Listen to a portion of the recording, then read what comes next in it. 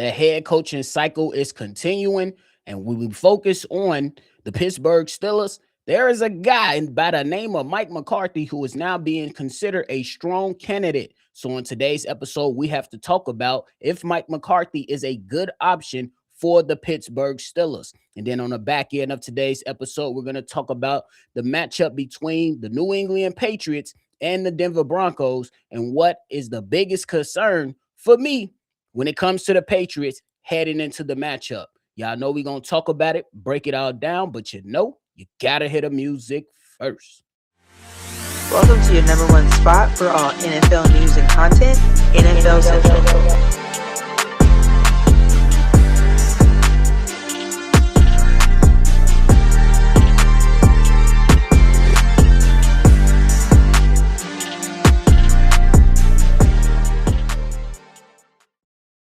What's going on, NFL fans? Welcome back into another episode of NFL Central, your number one spot for everything NFL. I'm your host here, Bobby, and I'm holding it down on today's daily episode. So if you're tuned in, ready to talk some football talk, make sure you go ahead and hit that like button and subscribe to the channel. Now let's get right into it.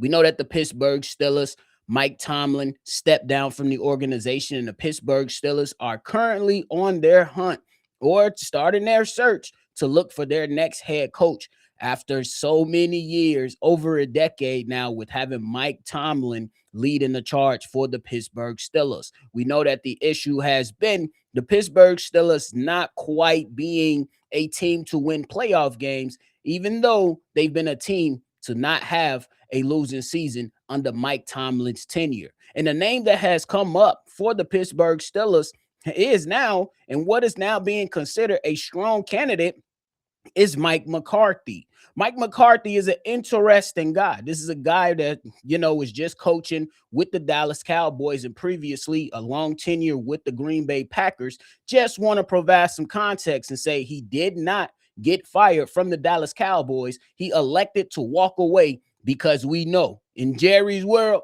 there's only one guy that can run the show.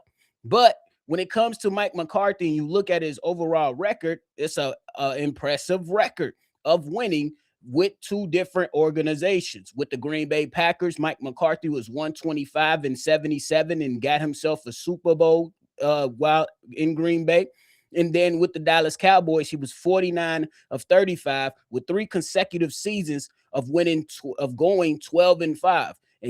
However, he did only win 1 out of 4 playoff games that during his time with the Dallas Cowboys. So if we talk about it and we ask the question, is Mike McCarthy a good option for the Pittsburgh Steelers? I would say it wouldn't be bad. However, what does signing Mike McCarthy to become your head coach in Pittsburgh, how does that change from what was previously already there with Mike Tomlin? Because if we remember correctly, Mike McCarthy is a winning head coach. But we also got to remember some of the small things that transpired under his watch that a lot of people are going to overlook, like clock management stuff, game plan stuff, situational awareness type things that was definitely present during his time with the Dallas Cowboys. And there's some crazy idea out there regarding the Pittsburgh Steelers and Mike McCarthy. That crazy thing is bringing in Mike McCarthy and retaining Aaron Rodgers. What? Whoever has placed that out there has lost their mind. That is not a position the Pittsburgh Steelers should be standing on. You know what I mean? That is not something you want Mike McCarthy to come into and then take over and continue to run the organization with Aaron Rodgers. That is absolutely ridiculous. Me personally, I have to sit here and just ask the question. If you do bring in Mike McCarthy, a 62-year-old head coach, how much runway are you going to give him as the Pittsburgh Steelers franchise? Simply because I'm asking this question because I want to know. This team has a lot of work that needs to be done. We're talking about more offensive weapons. You have a young offensive line that's still developing, that played okay, but still needs a couple more pieces in that.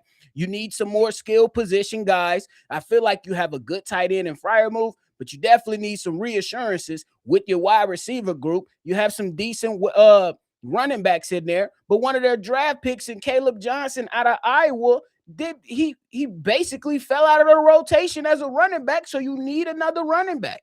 And then on the defensive side, yes, you have TJ Watt. Yes, you drafted Darren Harmon. Yes, you have Cam Hayward. But then after that, your defensive backfield was a bit of an issue all season long. So how much runway will the Pittsburgh Steelers give Mike McCarthy to patch these things up? Because if it's to come to bring him in here and just have him win now, you're literally stuck in the same spot you were stuck in with Mike Tomlin. To me, that is not a plan that you should want to go with. If you bring Mike McCarthy in here, that should be a great effort amongst everybody to allow him to build this thing out in his image, because you need a quarterback, because you don't want to go back to Aaron Rodgers. Aaron Rodgers should go out there and retire. And then again, you need skill position players, and you need to patch up some stuff all around this team. So Mike McCarthy could be an option. However, I don't believe it's the option that the Pittsburgh Steelers should be making.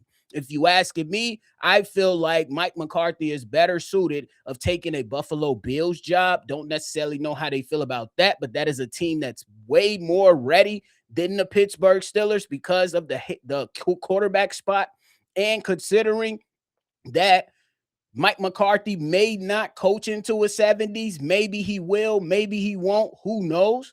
But I don't feel like the Pittsburgh Steelers should be going after a head coach like Mike McCarthy. Now, there are some other names that's been thrown out there, like guys like Brian Flores has been thrown out there. Anthony Weaver has been thrown out there as some of the strong candidates that's available for the Pittsburgh Steelers. I like those names, but I also think that if I'm Brian Flores, I want to go where there's a quarterback that's proven. Now, Brian Flores, he caught a bunch of slack for calling Tua Tagovailoa trash, and I can't blame him, because when hindsight is 2020, Brian Flores was absolutely correct about Tua Tagovailoa. He's very, very limited as a quarterback, and it's not a quarterback that's going to be able to help you. Now, the biggest thing, if you do bring in Brian Flores, what's your goal to find the quarterback? Is it Will Howard? The same question could be asked to Mike McCarthy. Do you see Will Howard, who they drafted and sat behind Aaron Rodgers? What do you have to see to believe that he's the quarterback moving forward? Or do you listen to an organization who wanted to start this past season with Mason Rudolph? Just absolutely doesn't make sense. It doesn't make sense. The Pittsburgh Steelers have a lot of work to do.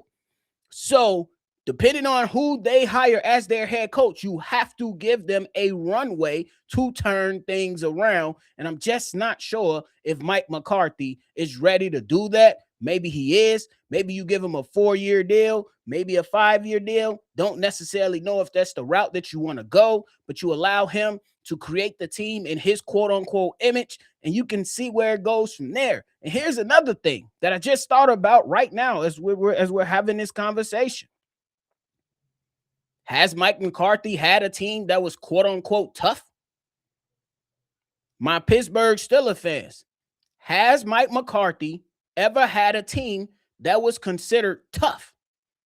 It's a great question, because in Pittsburgh, I know y'all are not going to allow a head coach to come in here and be soft. At least with Mike Tomlin, we didn't see many playoff wins over the last few seasons. In fact, none at all. But one thing you knew for the most part, outside of a couple games here and there, that team in Pittsburgh is tough as nails. So will Mike McCarthy be one of those guys that can bring that toughness back into the organization, but also bring some innovation to get the offense flowing in the right direction? Maybe. However, I'm not on board. I'm not saying Mike McCarthy is a bad candidate. It's just a candidate I don't necessarily believe fits into the mold of being a Pittsburgh Steeler type of head coach. Maybe I can be wrong, and we revisit this if it does happen and he goes out there and has some type of success, and then I got to go out there and draw new conclusions.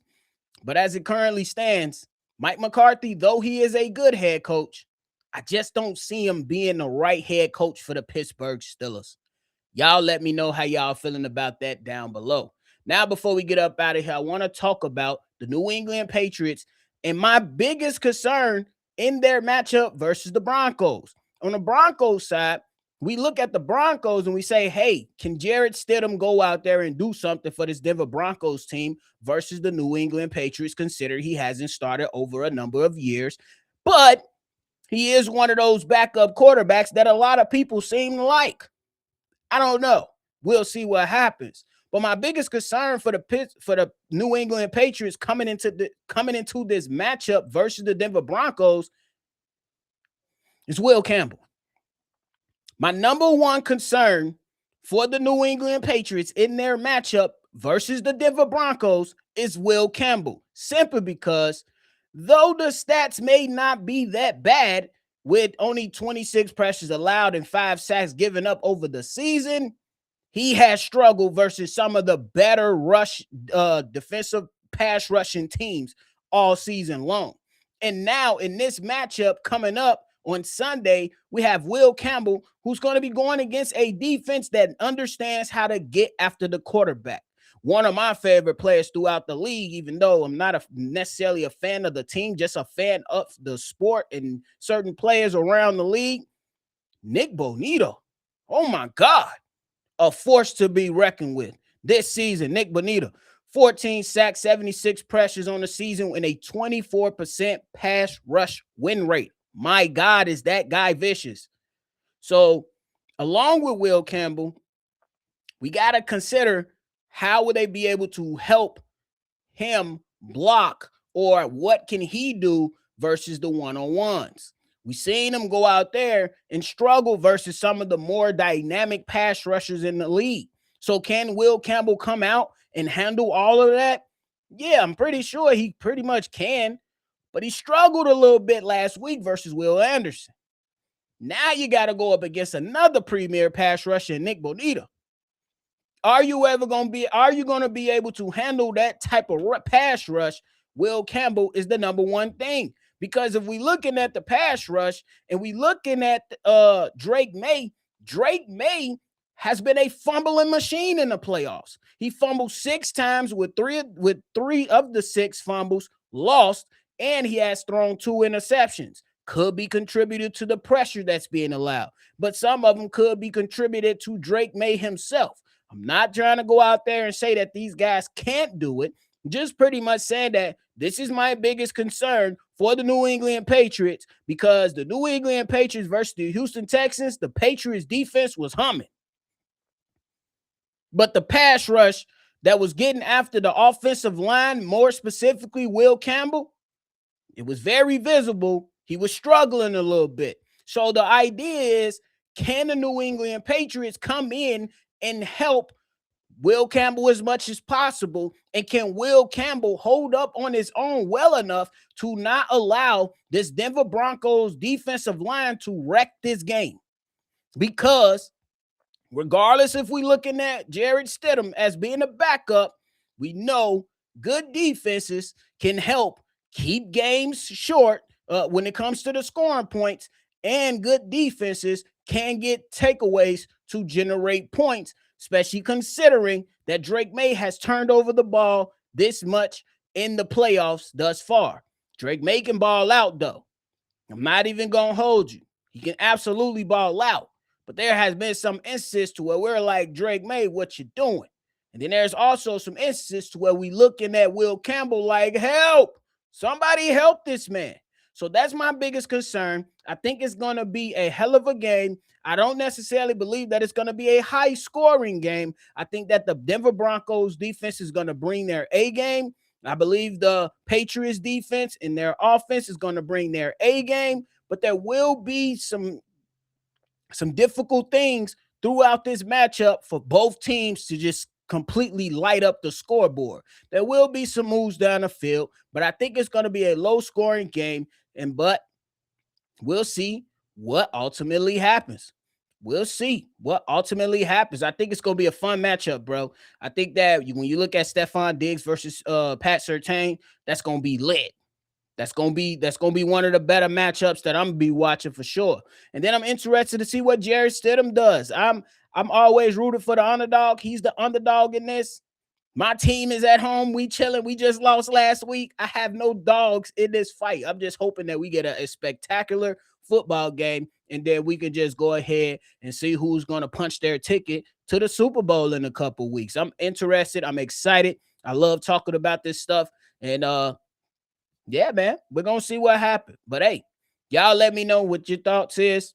What do you believe is the biggest concern for the New England Patriots or the Denver Broncos moving into this game? And we'll see what happens, man. But hey, that is it for me today. I appreciate y'all for tuning in to another episode of NFL Central. Before you get up out of here, make sure you hit that like button and subscribe.